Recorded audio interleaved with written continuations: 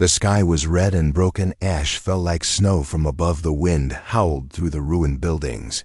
The world was silent except for the sound of fire burning far away. Lyra sat alone in the corner of an old lab, her small body hidden under a broken table. Her long silver hair was dusty and tangled.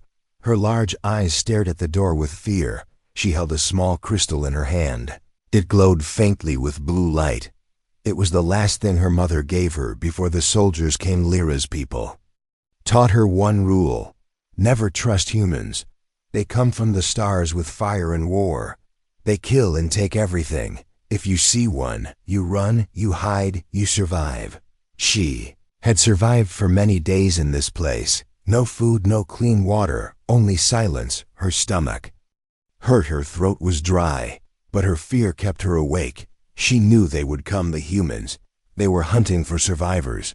And then she heard it, heavy boots, metal on stone, voices in a strange language. One voice was deep and calm. It said something through a device on his arm.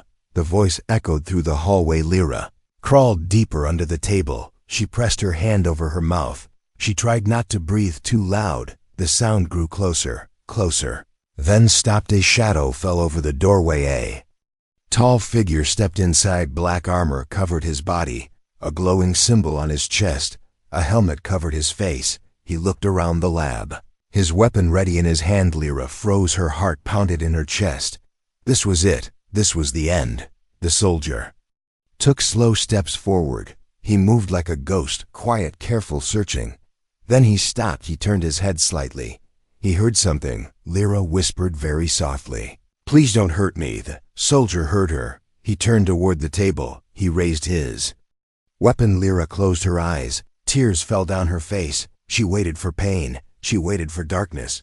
But it never came. Instead, she heard a soft sound, a click, then silence. She opened her eyes. The soldier had lowered his weapon. He removed his helmet slowly. Under the armor was a young man. His hair was short. His face was tired. His eyes were not angry, not cruel, just sad. He looked at her with a strange softness, like he was looking at something precious. He crouched down, pulled something from his pack.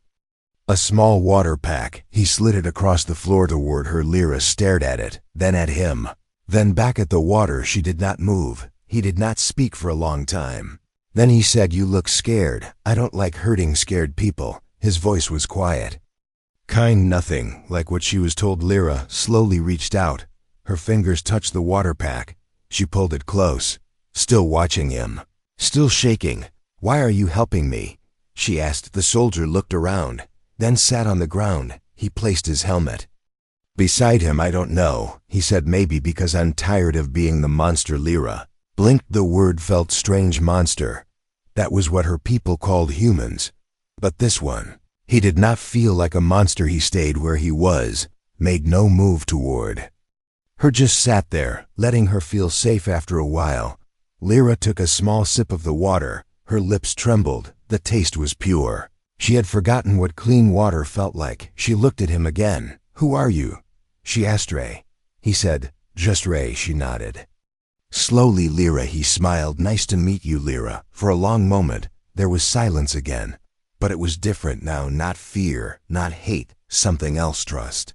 A small piece of Itre stood up. He looked at the doorway. "I need to check the area, but I'll come back. Stay hidden." "Okay." Lyra nodded. Ray walked out of the room.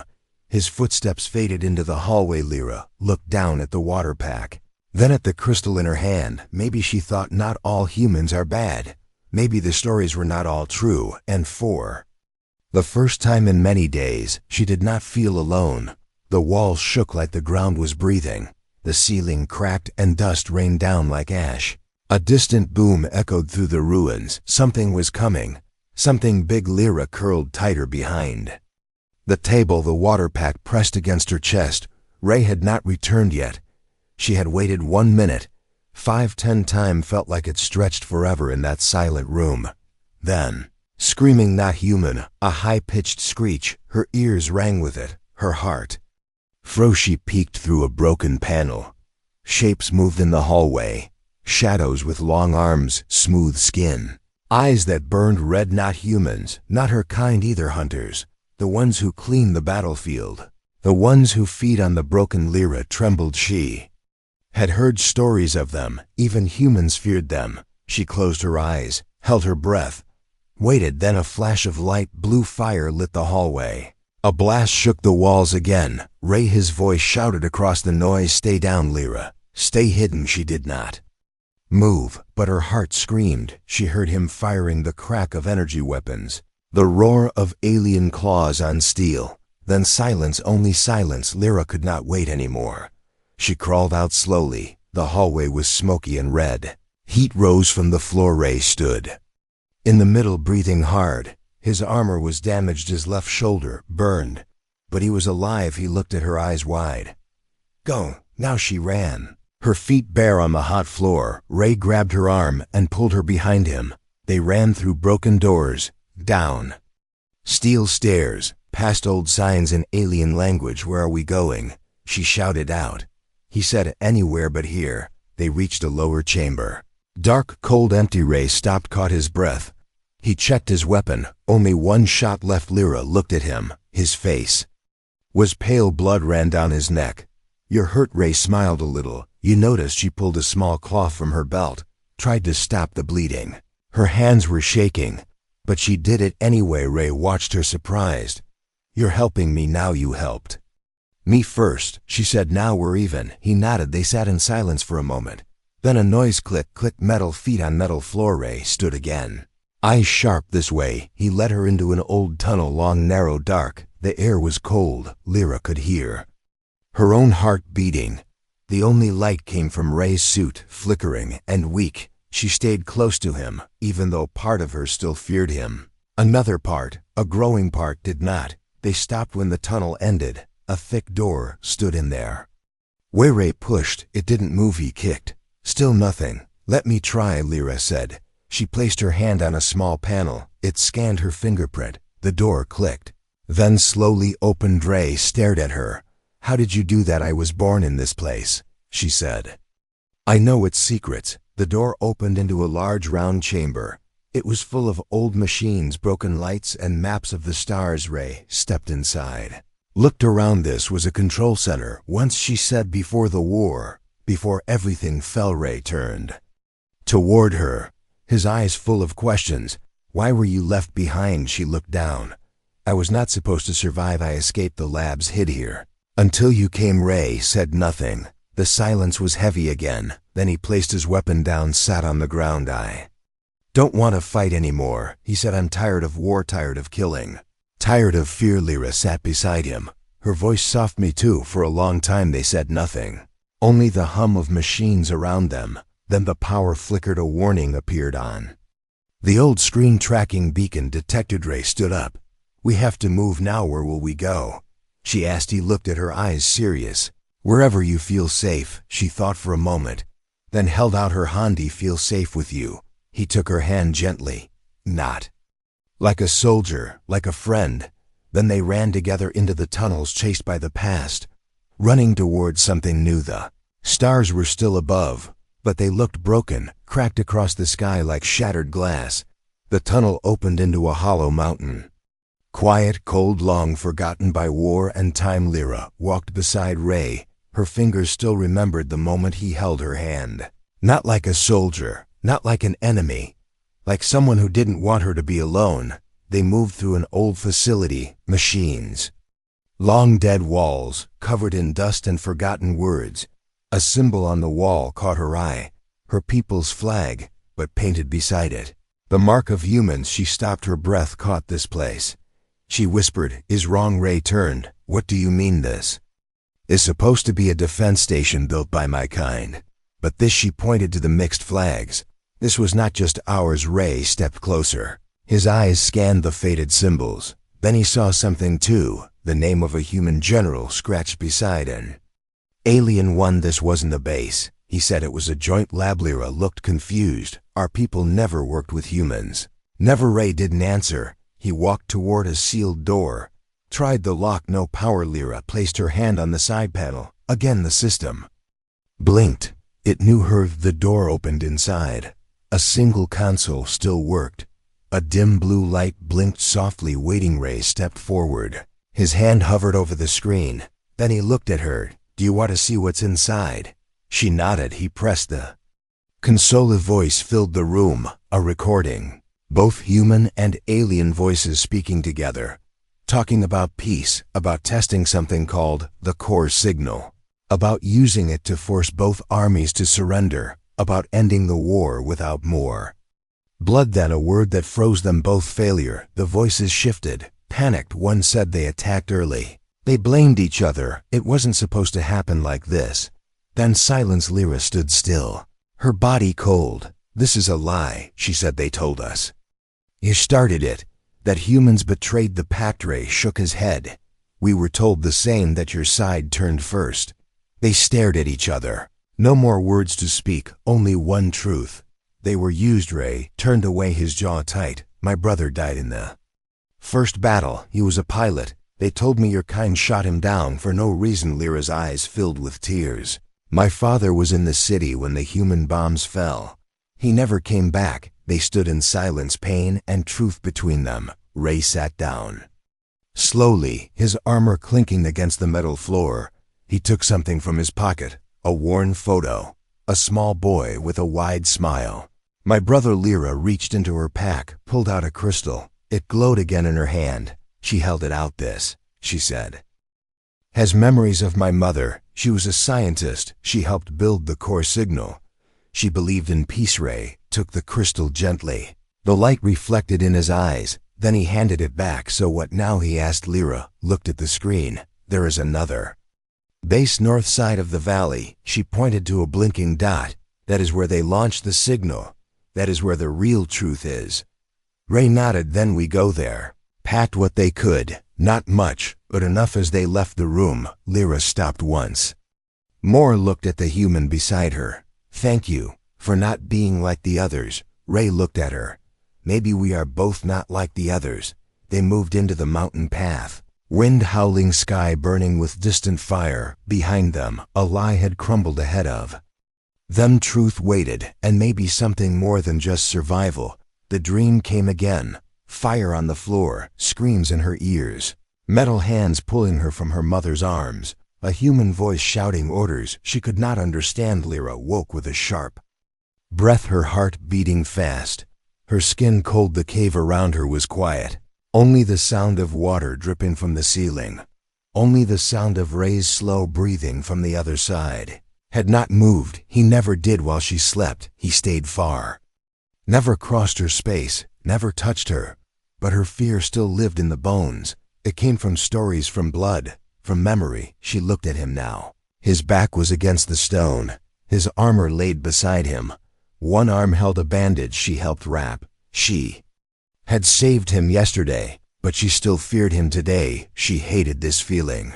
The confusion, the pull between fear and safety. Between what she was taught and what he showed her. Ray shifted in his sleep. A soft sound escaped his throat, like pain. Lyra crawled closer, slow, careful. She looked at the wound on his arm. The bandage was soaked again. She bit her lip, reached out, touched it. Ray flinched awake. Eyes wide, breath sharp. She pulled her hand back. I'm sorry. I didn't mean to, she whispered. Ray looked at her for a moment, then relaxed. It's okay. You surprised me. He saw her eyes, still filled with fear. I won't hurt you. I promise. You said that before, she whispered. But my head still hears the old words. My hands still shake, even when my heart believes you. Ray didn't move, didn't speak right away. Then he said, I don't want you to believe my words. I want you to believe my actions. Lyra sat back, her hands in her lap. She watched the fire in the middle of the cave. Small, warm, quiet. Ray pulled a small chip from his bag. It blinked once, a map display. He pointed. This valley here. Scouts passed through it 2 days ago. If they saw us, they may come back. Who? She asked. Not humans. He said. Not anymore. Lyra looked up. The bounty hunters. He nodded. They hunt survivors. Take them for reward or experiments. She swallowed hard. Her kind called them shadows. They followed no rule, no side. Only blood. We have to move before night, he said. She nodded, stood up, but then she hesitated, looked at him. You're still bleeding. You can't walk far like this. He smiled. You worry too much. She didn't smile back. Because I care, she said quietly. Ray's smile faded, his voice softer. That I have to live for both of us. They packed what little they had, the crystal, the water, one last energy cell.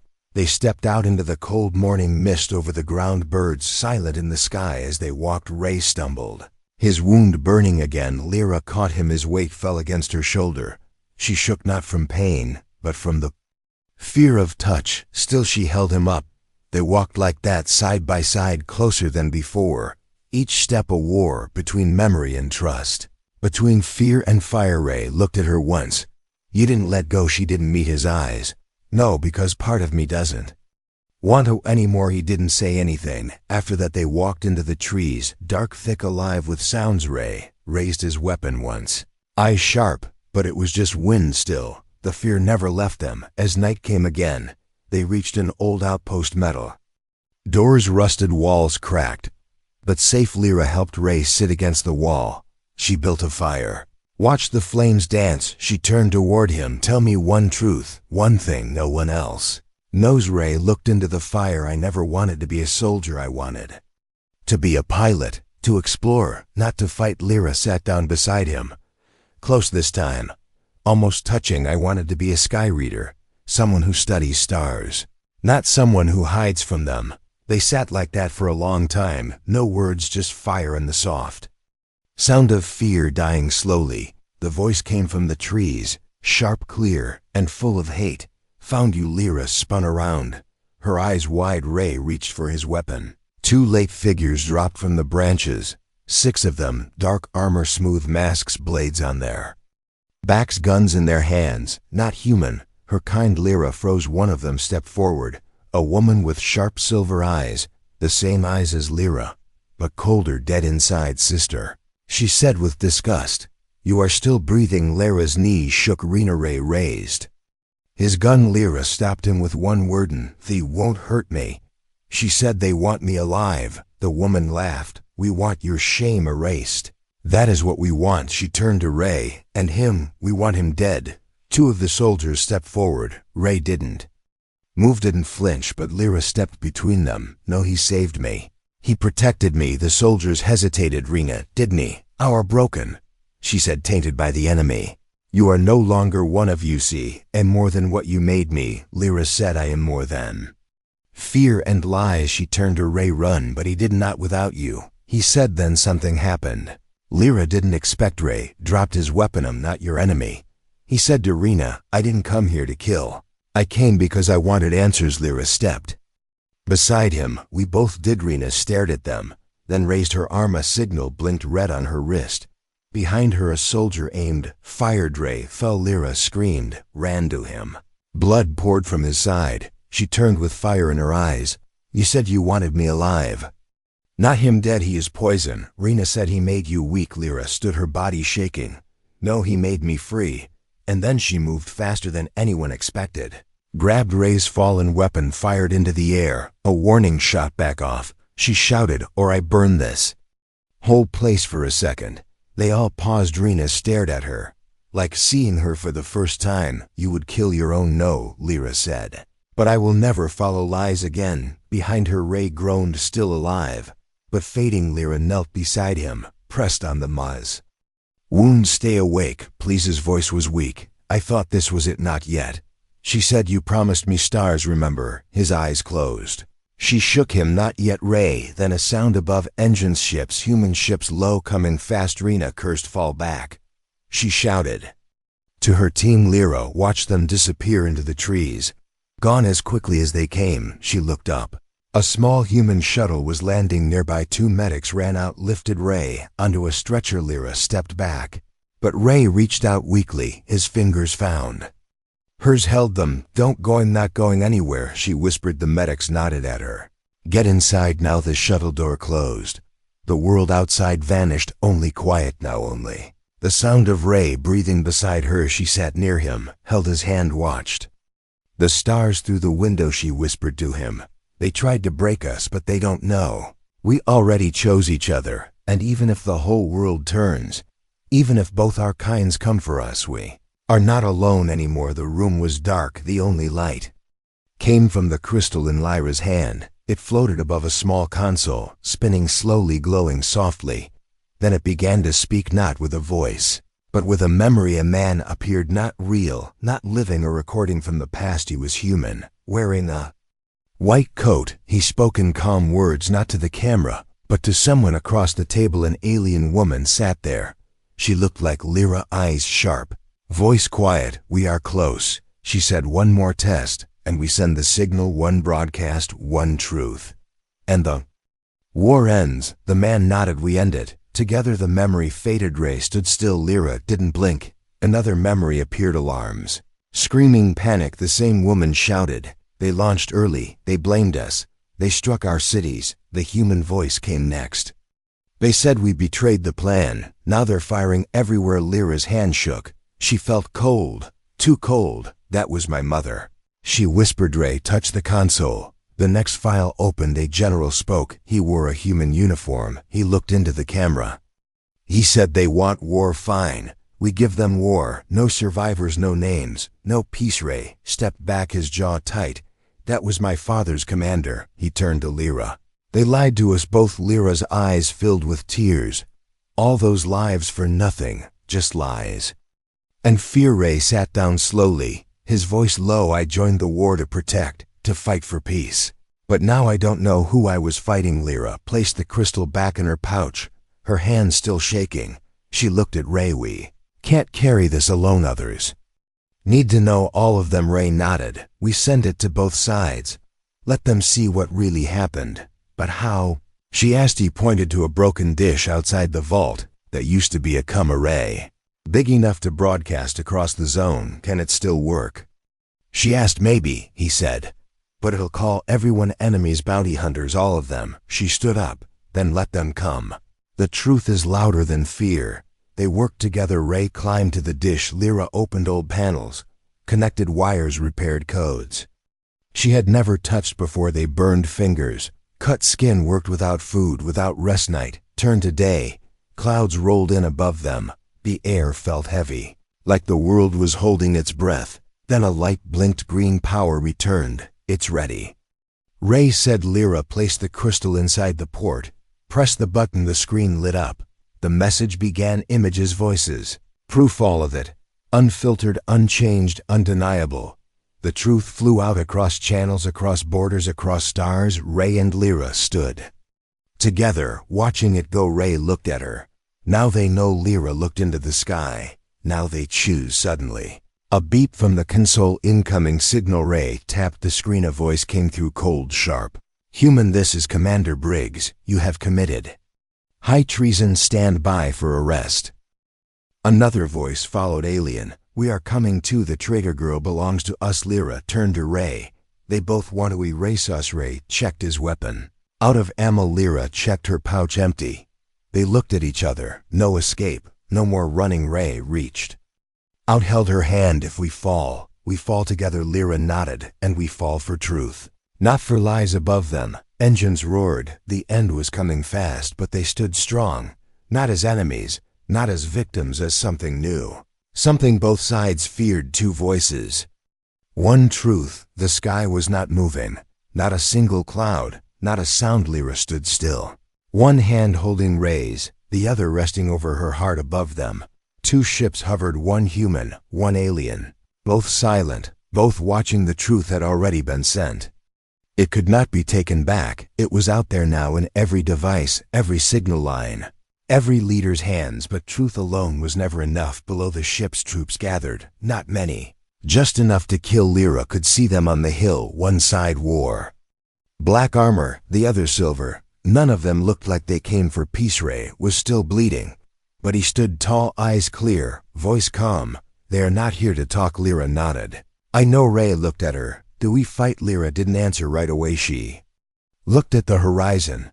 The stars were fading. Morning was coming, and with it a new choice.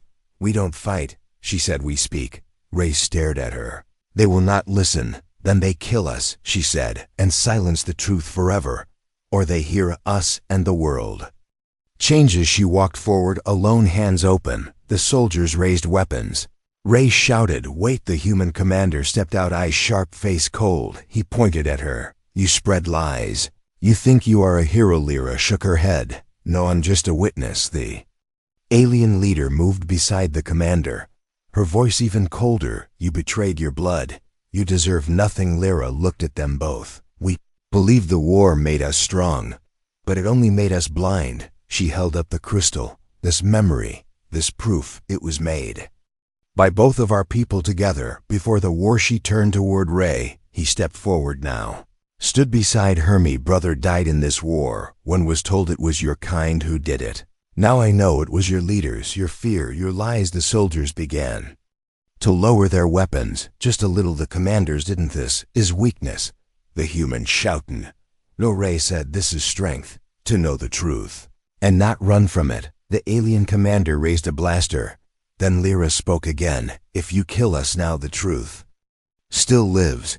It's too late to bury it. It's already growing in the minds of others. They will question you. They will doubt your orders. And they will rise." The alien's hand shook just a little. Then a soldier behind her dropped his gun. Another stepped back. Silence spread again. Lyra took Ray's hand. They stood side by side, facing both commanders. "The choice is not ours anymore," she said. "It is yours. Kill us or listen." The commanders looked at each other, both full of anger and fear, but the crowd behind them had changed. No one moved. Then slowly one human soldier stepped forward, placed his gun on the ground, knelt. Another alien did the same. One by one, the army began to fade, not disappear. "Just stop. Just breathe. Just think." Ray turned to Lyra. "You did it." "No," she said. "We did." I smiled weakly and fell to his knees. She caught him, held him. "Didn't leave," she whispered. "Please." He looked up. "Not yet." The commanders were gone now, left without words. But others stayed. New voices, new faces, and maybe new hope. Lyra sat beside Ray, watched the sun rise. The war was not over. Not yet, but something else had begun. Something true, something real. Not peace, not victory, a choice, and they had made it together.